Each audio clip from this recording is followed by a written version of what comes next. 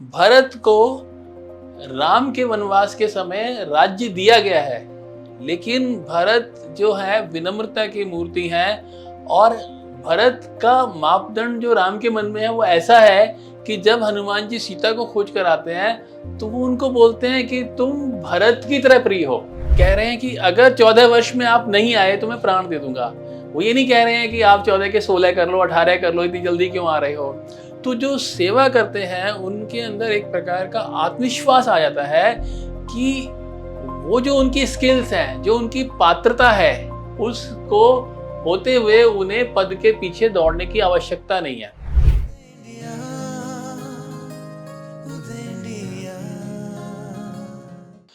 नमस्कार, उदय इंडिया के इस एपिसोड में हम फिर से सेवा के द्वारा नेतृत्व की चर्चा करेंगे। पूर्व के एपिसोड में हमने जाना था कि साथ रहते हुए विनम्रता से सेवा कर नेतृत्व कैसे किया जाता है, और उसमें हमने उदाहरण लिया था हनुमान जी का। अब यहाँ पर जब हम काम करते हैं, व्यवसाय करते हैं, तो एक हेड ऑफिस होता है, तो ब्रांच भी होता है, जहाँ पर आपको नेता की गाइडेंस नहीं अवेलेबल होती सेवा करने के लिए। तो जब हम इस प्रकार की सेवा को देखते हैं जहाँ पे हमें मॉनिटर ही नहीं किया जा रहा है, तो हमारे जीवन में सबसे अद्भुत उदाहरण आता है भरत जी का। भरत को राम के वनवास के समय राज्य दिया गया है, लेकिन भरत जो है विनम्रता की मूर्ति है और भरत का मापदंड जो राम के मन में है वो ऐसा है कि जब हनुमान जी सीता को खोज कर आते हैं तो वो उनको बोलते हैं कि तुम भरत की तरह प्रिय हो।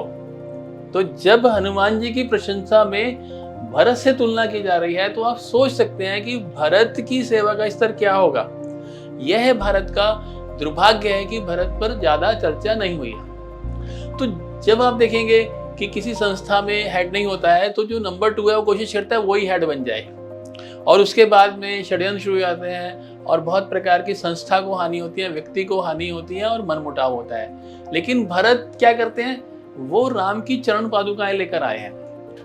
तो वो सारे राजा के कार्य कर रहे हैं, लेकिन सेवक के रूप में कर रहे हैं, मालिक के रूप में नहीं कर रहे हैं। जब आप सेवक के रूप में कार्य करते हैं तो आपको लाभ क्या होता है, आपका अहंकार नहीं बढ़ता है। जो आदमी ये मानता है कि मैं किसी का अधीनस्थ हूँ, उसका अहंकार नहीं बढ़ता है। इसलिए चाणक्य नीति में जब आप जाते हैं तो वो कहते हैं कि वृद्धों की सेवा से राज्य मिलता है। तो अब इसका प्रमाण देखिए आप कि जो भरत है वो विनम्र है और वो कह रहे हैं कि अगर 14 वर्ष में आप नहीं आए तो मैं प्राण दे दूंगा।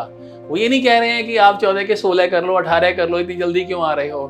तो जो सेवा करते हैं उनके अंदर एक प्रकार का आत्मविश्वास आ जाता है कि वो जो उनकी स्किल्स हैं, जो उनकी पात्रता है, उसको होते हुए उन्हें पद के पीछे दौड़ने की आवश्यकता नहीं है।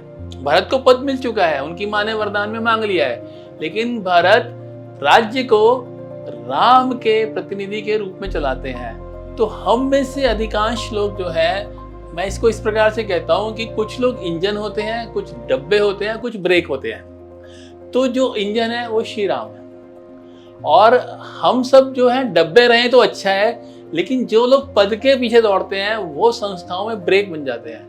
पद तो समय के साथ आना ही है, क्योंकि जो हम जा रहे हैं तो हमसे आगे वाला आगे बढ़ेगा तो उसका पद हमारे पास अपने आप आना है। मांगने से, लड़ने से बैड टेस्ट होता है और उससे हमारी संस्था का वातावरण बिगड़ जाता है। तो भरत जो है वो विनम्रता से सेवा करने के उदाहरण है, और जो उनको अधिकार मिला है उसको भी वो अपना ना मानकर अपने बड़े भाई का अधिकार मानते हैं। और परिणाम क्या होता है कि जब आप रामायण में पढ़ेंगे ना, तो भरत के समय में बहुत ज्यादा खुशहाली है, समृद्धि है। जब राजा जो है वो पद का लोलुप नहीं होता है, जब मुख्य अधिकारी नेता पद का लोलुप नहीं होता है, सुविधाओं का आकांक्षी नहीं होता है, तो जो हमारे साधन है वो राष्ट्र निर्माण में लगते हैं, वो संस्था के विकास में लगते हैं, परिवार के विकास में लगते हैं। अब हम देखिए, किसी परिवार में पिता है, उसको कोई व्यसन लग गया है तो उस व्यसन में पैसे लगा रहा है, और दूसरी ओर एक पिता है जो उसको पढ़ाई में लगा रहा है। तो आप देखेंगे कौन सा परिवार आगे बढ़ा, जहां पर अहंकार नहीं है, जहां पर साधनों को खींचने की इच्छा नहीं है, जहाँ उनका रिसाइकिल करने की इच्छा है। तो जब भारत के चरित्र पर हम अध्ययन करते हैं, मैं इसमें आपके लिए एक विंडो खोल रहा हूँ, एक खिड़की खोल रहा हूँ, जिससे आप ये देख सकते हैं कि सेवा करने से, और उस सेवा में जहाँ पर कि आपका बॉस, आपका वरिष्ठ आपको देख नहीं रहा है, और तब आप सिंसियरली, बहुत ईमानदारी से, हृदय के साथ सेवा करते हैं, तो संस्था और आप दोनों ही आगे बढ़ते हैं। इस संदेश के साथ मैं आज का ये एपिसोड समाप्त करता हूँ। नमस्कार।